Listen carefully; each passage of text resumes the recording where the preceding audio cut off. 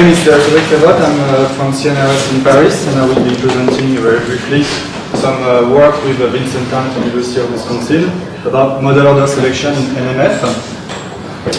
So NMF is the problem of factorizing non-negative matrix, or matrix with non-negative entries, as the product of two other non-negative matrices W and H, so that you basically compute a low-rank approximation of your original data as the approximation W times H. And the problem is usually cast as follows. It's an optimization problem. You want to minimize the measure of fit between your data V and your approximation W times H, given some measure of fit that is going to measure the fit between each entries of V and corresponding entry in W times H. And the objective of this work is to come with a principal way to determine the right value of K, so that is the rank of the approximation. So this is our method, our approach in one slide. So we are inspired by Bayesian PCA automatic relevance determination. So what we do is you can actually recast NMF as an approximation as a sum of rank 1 matrices, rank 1 non-negative matrices. And what we are going to do is to assign a relevance parameter, phi, to each of these rank 1 matrices. And we are going to learn these scores, these relevance parameters phi, together with W and H. And these relevance parameters will essentially be variance parameters in the chosen a priori distribution for each of these matrices W and H. And in the course of inference, some of these relevance parameters are going to naturally converge to 0, and the corresponding rank 1 matrices will be pruned out from the decomposition. Okay, and in this work, we have considered both the case of half Gaussian or exponential priors on WK, HK.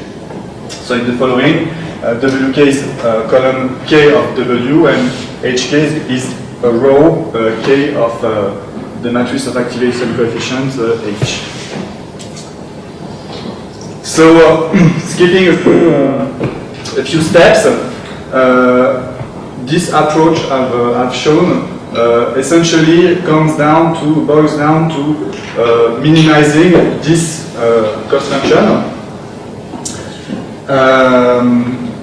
which is essentially equal to the fit to data term D of V given W H plus a penalty which depends on some norm of column WK and row HK. So in this work, for the measure of fit, we worked with the beta divergence, which is a wide class of cost function, which take special cases such as the Euclidean distance, the Kullback-Leibler divergence, the Itakura-Sato divergence. And depending on whether you use these half Gaussian priors or these exponential priors for W and H, the norm here is either norm 2 or norm 1. Okay, so this term here is essentially a concave penalty of the sum of the norms of a column K of W and a row K of H, and this is actually the penalty that David Wick was talking about in this talk this morning.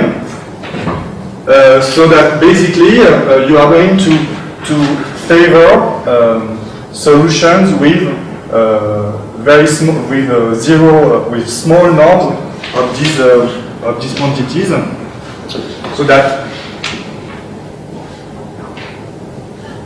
So that this term will enforce some components to get pruned to 0.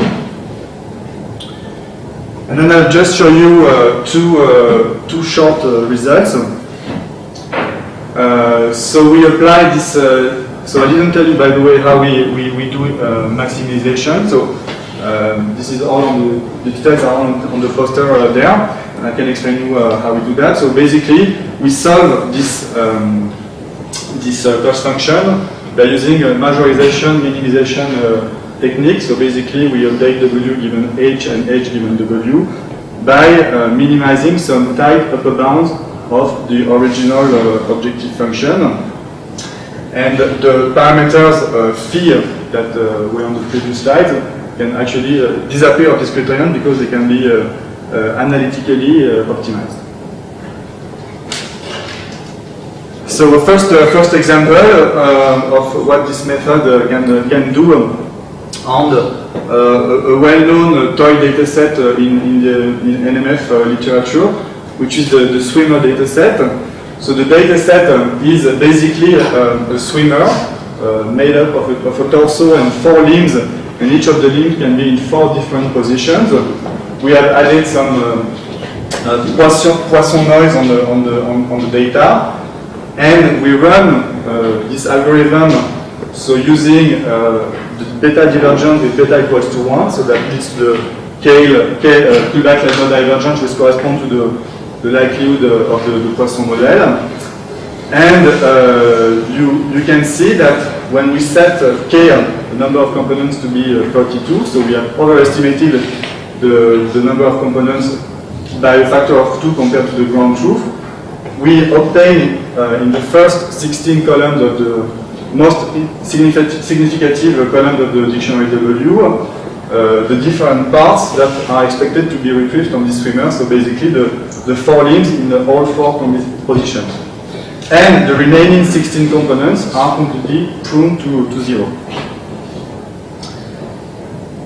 And then an audio decomposition result. So NMF, a lot of research in NMF has been driven by applications in audio, where you want to factorize a time frequency distribution of some musical signal. And for example, here this is a small signal with composed of 4 notes, and you basically want to retrieve in this signal some elementary spectra that correspond to the spectra of each note, plus some spectrum of the attacks of the note, and when a note is triggered and when a note is released.